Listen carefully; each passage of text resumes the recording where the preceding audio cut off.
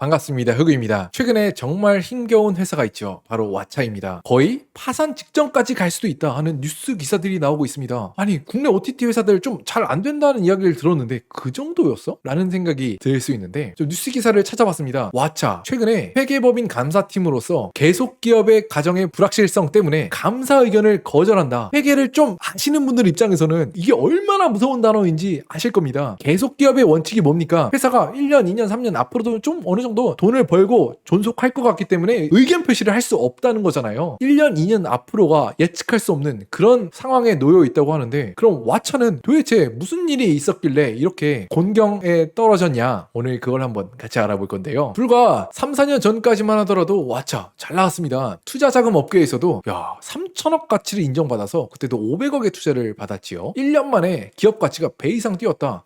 물론 그때도 갸우뚱? 왓챠가 그 정도였어? 라는 이야기가 나오긴 했지만 어쨌든 대단한 스트리밍 업체들 경쟁 속에서도 당당하게 그 대열에 이끌려서 앞으로 쭉 성장하지 않겠냐 하는 의견도 있었는데, 몇 년 실적을 가져와 봤습니다. 마이너스 150억, 마이너스 197억, 마이너스 500억, 마이너스 200억. 돈을 벌기는커녕 영업 적자가 1000억을 넘어가고 있습니다. 야, 어쩌면 좋지요. 아니 그럼 투자한 사람들은 뭔 죄야? 최근에는 자회사를 팔고 인원을 감축했는지 영업 적자 규모를 확 줄였어요. 마이너스 20억 정도로. 왜 그러냐? 투자장님한테 제발 우리 전환사채 주식으로 전환하는 거 안 바랄게요, 그냥 연장만 해줘요 라는 이야기를 할 이유여서였는지 다른 회사들보다 적자폭을 확 줄였습니다. 그런데 전환사채에 투자한 채권자 입장에서는 이게 씨알이나 먹힐까요? 채권자 입장에선 너네가 2년 3년 후에는 2023년에는 상장 요건을 맞춰서 기업가치 5천억 1조를 맞춰서 우리 주식을 팔게 해줬어야지. 적자에서도 빠져나가지도 못하고 상장도 못했는데 우리가 뭘 보고 계속 돈을 빌려주고 있어? 라는 분위기이죠. 지금 왓챠가 이거 500억이 빠지면 진짜 한 치 앞을 내다볼 수가 없는 상황입니다. 왜? 완전히 자본 잠식 상태에 놓여 있습니다. 지금 충격적인 게 자산보다 부채가 더 많은 상황. 마이너스 자본 총계 마이너스 796억. 이 상태에서 전환사채로 있던 500억이 빠지면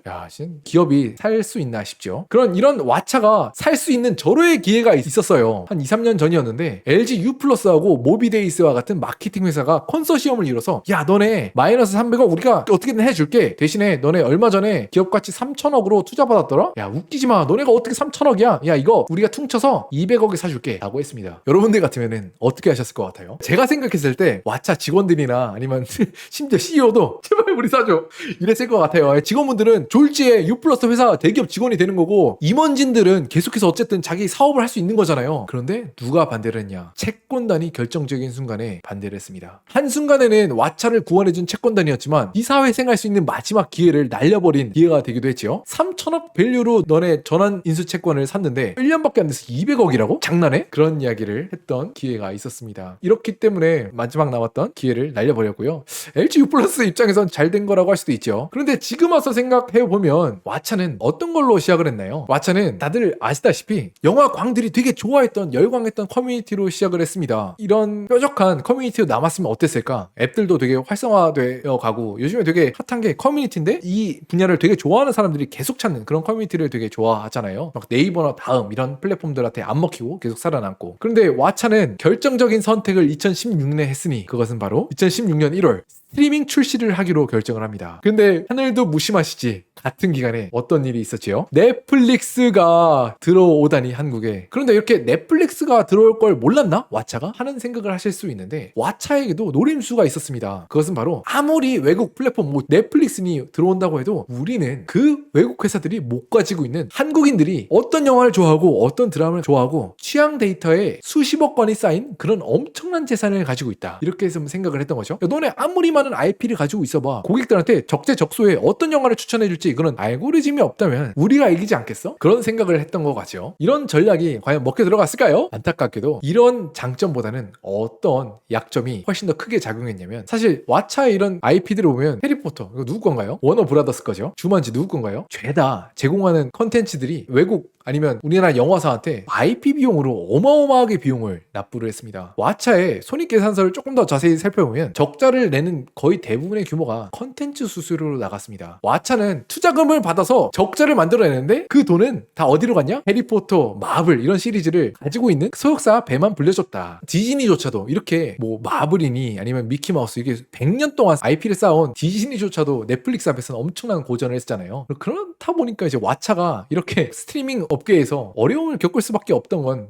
어떻게 보면 좀 당연한 수순이 아닐까 싶기도 하고요. 그러다 보니까 최근에 왓챠의 월 사용자 숫자가 어떻게 되어가고 있는지 아십니까? 2022년만 하더라도요. 우리나라 업계에서 한 5등 정도 하는 플랫폼이었어요. 왓챠가. 그런데 그 이후로는 72만, 55만, 47만. 야, 3년 만에 3분의 1 토막이 나고 있습니다. 그에 반해서 넷플릭스는 역대 최고치를 계속해서 갱신하고 있지요. 여전히 한국인들은 제2의, 제3의 스트리밍 서비스를 가입할 이유가 적다고 느낀다. 그럼 이쯤에서 이런 생각이 드실 수 있죠. 경쟁자 넷플릭스가 이렇게 강하고 또 시장을 꽉 잡았는데 그럼 왓챠는 이렇게 속수무책으로 시장에서 밀리고 망하게 될 수밖에 없냐. 당연히 왓챠의 직원분들 또 임원진분들도 워낙 똑똑하고 훌륭하신 분들이기 때문에 잘 아시겠지만 이미 국내나 해외에서 이렇게 치열한 스트리밍 업체들 간의 전쟁이 있을 때 어떻게 살아남아야 되는지 보여주었던 선례들이 있었지요. 먼저 국내에선 작지만 굉장히 날카롭게 다른 스트리밍 업체들은 따라올 수 없도록 애니메이션 관련 컨텐츠만 독점적으로 제공하는 라텔 같은 회사는 매출은 넷플릭스에 비할 바가 없지만 국내 OTT로서는 거의 유일하게 흑자 행진을 이어나가고 있고요. 또 심지어는 미국이 완전히 스트리밍 업체를 천하통일한 내수 시장에서조차도 최근엔 자사의 컨텐츠가 확실한 디즈니나 워너브라더스가 스트리밍 사업 부분에서 몇 분기, 몇 년 동안을 적자를 기록한 끝에 흑자 전환에 성공했죠. 이 예시 회사들 모두 살아남기 위해서는 결국 OTT 회사는 소비자들이 이 OTT를 위해서 꼭 결제해야 되는 그런 강력한 엣지가 필요하다는 걸 보여주고 있고요. 또 그렇기 위해서는 일단은 왓챠는 살아남아야겠지요. 최근 이런 연이은 적자로 인해서 투자금도 빠지고 상장도 좌절되는 어려운 상황이 있겠지만 요즘처럼 스타트업 투자가 얼어붙었다는 힘겨운 상황 속에서도 추가 투자를 받거나 인수될 수만 있다면은 데이터를 통해서 시청자들의 취향을 완벽히 찾아주겠다는 야심찬 왓챠의 꿈을 얼마 더 이어나갈 수도 있을 거라고 생각합니다. 정말 진심으로 꼭 그렇게 되길 바라겠고요. 그런데 시청자분들이 이렇게 치열해지고 있는 OTT 시장 경쟁 속에서 가장 많이 볼멘 소리를 하시는 건 이런 게 있지요. 막상 넷플릭스가 재밌다, 대세다 라는 이야기를 들어서 월 정액제를 끊고 들어가면 뭐 보지? 스크롤 쭉쭉쭉 10분, 15분 내리면서 고민만 하다가 유튜브나 몇 편 보고 끝낸다. 그렇게들 많이 말씀하시죠. 그런데 여기서 한 가지 소름 돋는 사실은 내가 재밌는 컨텐츠를 못 찾아서가 아니라 애초에 넷플릭스가 그런 내가 보고 재미를 느낄 만한 컨텐츠를 애초에 제공하고 있지 않을 수도 있다 라는 점인데, 넷플릭스는 글로벌 플랫폼이니까 전 세계 어디서든 접속하면 똑같이 컨텐츠를 즐길 수 있을 거라고 생각하시는 분들 많으시죠. 놀랍게도 현실은 좀 그렇지 않다고 합니다. 예를 들어 같은 넷플릭스라 하더라도 한국 IP로 넷플릭스에 접속하면 이렇게 알림받기만 할 수 있고 볼 수는 없는 인터스텔라, 미국 IP로 바꿔서 넷플릭스에 들어가면 시청이 가능하다고 하고요. 아니 같은 플랫폼인 주제에 왜 이렇게 복잡하게 만들어놨지? 라는 생각이 들 수 있는데, 저희 흐그스토리 채널에 자주 나오는 이야기죠. 세상에 이해가 안 되는 일이 있다면 10중 8구는 돈 때문입니다. 눈물의 여왕 560억, 폭삭 소가수다 600억, OTT 전쟁이 격화되면서 컨텐츠를 제작하는 비용이 그야말로 치솟았고, 컨텐츠 소유자들은 자신들의 제작비를 메우고 또 수익을 극대화하기 위해서 유통 권한을 전 세계 전체로 하는 게 아니라 나라별로 쪼개서 파는 전략을 쓴다고 하죠. 그래서 내 컨텐츠 한국엔 얼마, 일본엔 얼마, 미국엔 얼마 이런 식으로요. 결국 그 비용은 고스란히 우리한테 구독료 증가로 우리 호주머니에서 나오는 거고요. 그래서 한국 IP에서는 볼 수는 없지만 미국 IP에선 시청 가능한 대표적인 컨텐츠들이 있습니다. 인터스텔라, 인셉션, 허 같은 작품들. 이거 분명히 넷플릭스에 있었는데? 나중에 보려고 했는데 어디 갔지? 또 내려갔어? 싶었던 영화들 사실 IP만 바꾸면 넷플릭스에 그대로 있었던 거죠. 그래서 오늘은 제 영상 제작을 후원해주신 서프샤크 VPN을 소개드리려고 합니다. 비록 광고이긴 하지만 커피 한 잔 가격으로 OTT 2개, 3개에 뚫을 거 하나로만 막을 수 있다면 이걸 사용하는 분들에게도 굉장히 이득이라는 생각이 들어서 한번 가져와 봤는데요. 한국 넷플릭스에서 막힌 컨텐츠를 전부 봉인 해제할 수 있다면 어쩌면 넷플릭스, 디즈니, 티빙, 왓챠, 애플 TV 등 여러 개 OTT를 구독해서 월 10만원, 15만원 쓰는 것보다 더 이득일 수도 있겠죠. 미국, 일본, 러시아, 그리스, 이탈리아 전 세계 어느 국가로든 IP를 서프샤크를 통해서 간편하게 변경할 수 있고요. 심지어 넷플릭스, 유튜브는 금지하는 무제한 디바이스 연결도 가능하다고 합니다. 한 계정으로 가족, 친구가 다 같이 사용할 수 있는 거죠. 또 당연히 넷플릭스, 디즈니, 티빙, 왓챠, 애플 TV 여러 플랫폼을 서프샤프 구독 한 번을 통해서 이용이 가능하고요. 마지막으로 더보기란과 댓글에 달아놓은 surfsharp.com/호그스토리를 클릭하시거나 결제 시에 코드 호구스토리를 입력하시면 서프샤크 VPN을 4개월 추가 사용 혜택 받으실 수도 있다고 하고요. 또 사용해봤는데 마음에 안 들어? 그럼 30일 동안은 100% 환불이 가능하다고 하니까 이거 그냥 한번 괜찮나 한번 써볼까? 하시는 분들은 정말 마음 편히 한번 써보셔도 좋을 것 같아요. 29일까지는 완전 무료로 사용할 수 있으니까요.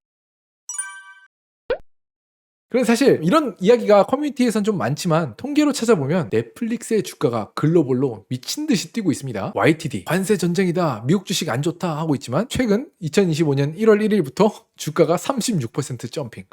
그러다 보니까 요즘 넷플릭스의 글로벌 주가가 어느 정도인지 아십니까? 지금 미국 S&P 500 그 쟁쟁한 회사들 속에서 21등을 하고 있습니다. 150년 역사를 자랑하는 존슨앤존슨, 코카콜라보다 위야. 자, 5년 전만 하더라도 야 스트리밍으로 돈 버는 거 진짜 말도 안 되는데? 너무 어려운데? 라는 이야기를 많이 했어요. 왜냐면 영화 제작비로 넷플릭스가 버는 돈 그 이상을 말도 안 되게 쓰다 보니까 이걸로 돈 벌 수 있는 게 맞아? 하는 이야기가 무색하게 와 이제 이런 거대 대형 은행보다 더 커지고 있다는 게 말이 되나? 싶죠. 넷플릭스가 어떤 이야기가 5년 전부터 많았냐면 야 너네들 구독자 언젠가는 포화에 이를 건데 더 이상 그냥 가입할 사람들은 다 가입하고 이런 거 안 보는 사람은 평생 안 보니까 그때부터는 돈 어떻게 벌래? 라고 되게 많이 이야기를 했었죠. 그런데 전 세계가 있다는 거 넷플릭스한테는 미국 유료 구독자 수가 포화에 이르니까 남아메리카, 아시아에서 구독자 수를 쫙쫙 빨아버리니까 2024년 4쿼터까지 유료 구독자 수가 쭉 올라가 버립니다. 또 최근에 정말 재밌는 일이 일어나고 있죠. 관세 전쟁이다 아니면 재정 적자다 무역 수지 적자다 하다 보니까 미국의 달러 가치가 흔들리고 있습니다. 이뿐만이 아니라 미국 재정 적자 해결할 의지가 있는 거야? 라는 의구심이 전 세계로 퍼지다 보니까 채권도 안 사고 달러 가치가 1년에 10% 떨어질 것이다 라고 이야기를 하니까 넷플릭스가 어마어마한 수혜를 받고 있다고 합니다. 그 이유 감이 오시나요? 넷플릭스의 해외 매출이 어느새 59%가 해외에서 들어오는 수익이다. 넷플릭스는 놀랍게도 이젠 수출 기업입니다. 우리나라 메모리 반도체 회사 삼성전자 하이닉스 아니면 현대차 제조업체처럼 해외에서 대부분의 매출을 일으키는 회사. 또 어떤 모습을 보이고 있냐? 스트리밍 업계, 컨텐츠 미디어 업계 독점 유통업체가 되고 있다. 그런 얘기를 하고 있죠. 몇 번 제가 되게 재밌다고 하면 컨텐츠 추천도 한번 했었는데요. You, About You라는 드라마가 있었는데 이게 놀랍게도 라이프타임에서 이미 한 번은 방송을 했다가 처참하게 망한 드라마였습니다. 그런데 넷플릭스에서 배포되니까 엄청난 글로벌 히트란 드라마가 됐고요. 이런 케이스가 계속 나오고 있다고 하죠. 루시퍼, 더 라스트 킹덤, 폭스나 아니면 BBC에서 방송되다가 다 폭망했어. 근데 넷플릭스 오니까 되게 잘 돼. 이러다 보니까 다른 업체에선 이제 IP를 가지고 있는 게 더 이상 무기가 아니야. 내 자사 스트리밍에 해봐야 사람들이 못 보잖아. 넷플릭스한테 좋은 가격에 팔아야지만 볼 수 있다. 넷플릭스 입장에선 이렇게 IP를 싸들고 오는 업체들을 보면 이제 어떻게 행동할 것 같나요? 이런 지적재산권을 옛날과 같은 가격으로 해줄까요? 절대 아니죠. 그래서인지 최근에 넷플릭스가 컨텐츠 투자에 쓰는 돈이 계속해서 줄고 있습니다. 2020년대까지만 하더라도 그 이전 쿼터부터 19%, 20%, 때론 60%를 늘렸어요. 컨텐츠 투자 비용을. 이러다 보니까 그때는 야 너네들 돈 벌 생각 있어? 이렇게 컨텐츠 비용에 투자 많이 해서 돈 언제 벌래? 그런 이야기를 했었는데 지금은 그때보다 훨씬 더 많은 유료 구독자 수를 모았는데도 불구하고 컨텐츠에 투자하는 비용을 줄이고 있다. 이러다 보니까 최근 2년 동안 넷플릭스가 번 영업이익이 최근 한 7년, 8년을 번 영업이익보다 더 많다고 합니다. 이러다 보니까 요즘에 이제 넷플릭스의 경쟁자는 절대 강자 유튜브가 아닌가 그런 이야기도 나오고 있고요. 최근에 또 되게 재밌는 스트리밍 업계 관련 기사가 있어서 가져와 봤는데요. 스트리밍 업계 회사들이 드디어 돈을 벌고 있다. 그런 이야기를 하고 있습니다.